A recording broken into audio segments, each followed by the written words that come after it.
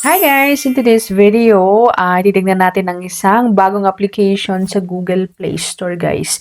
And sila nagpapautang daw sila up to 45,000 pesos.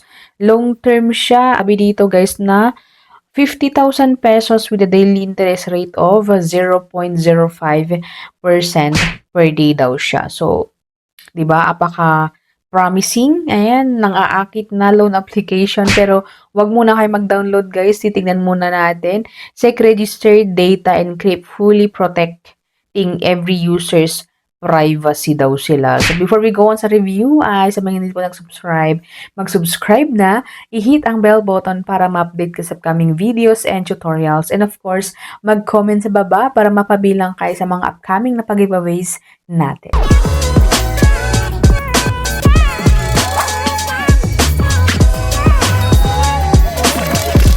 Alright, welcome and welcome back sa ating channel. So for today's video, I will share with you guys ang isang lending application na super approved na naman po tayo. Ayan, papakita ko sa inyo yung loan term.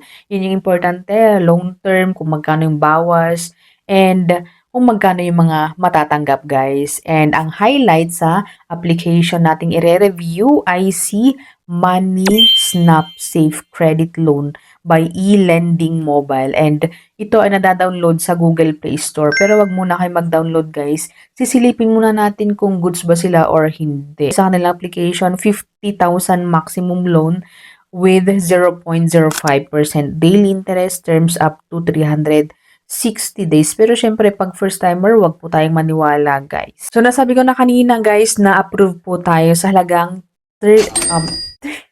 3,000 pesos. Pero ang application na ito ay hindi po siya ma-screenshot.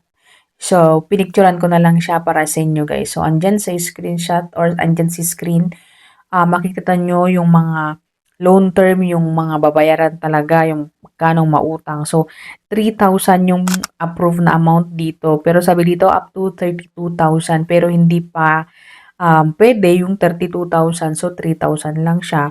Loan term, 6 term siya and 157 days daw. Ayan. Service fee, 990. So, 3,000 minus 990, that will be 2,010. So, 2,010 po yung marireceive natin. Yung term po sa first term is 29. So, ngayon is 23 or 24 and that will be up to 7 days po ay babalik po natin yung worth of 3,230.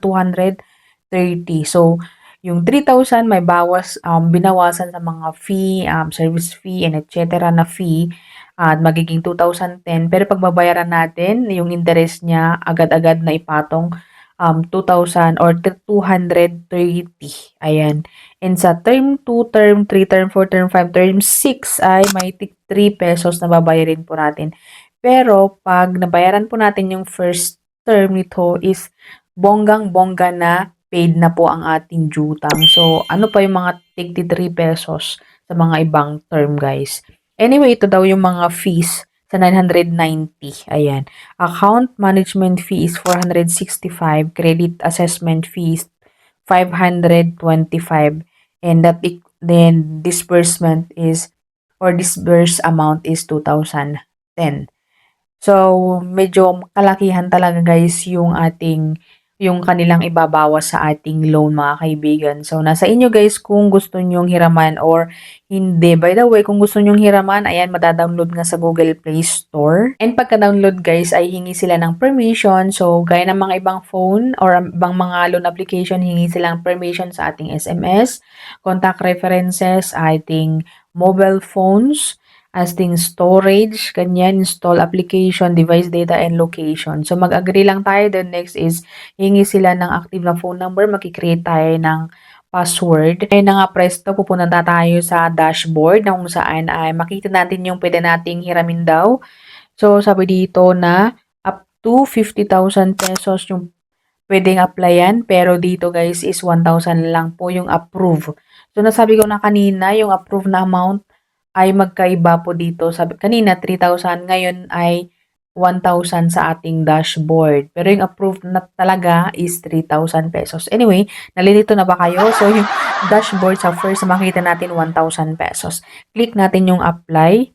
loan term pala nito 91 to 360 daw. Ayan. So, click natin yung apply. Hingi sila ng information or mga pa-question sila dito. Reason for loan application, require loan amount. Do you have a credit card? What is your occupation? Next is yung, sabi dito, are you married?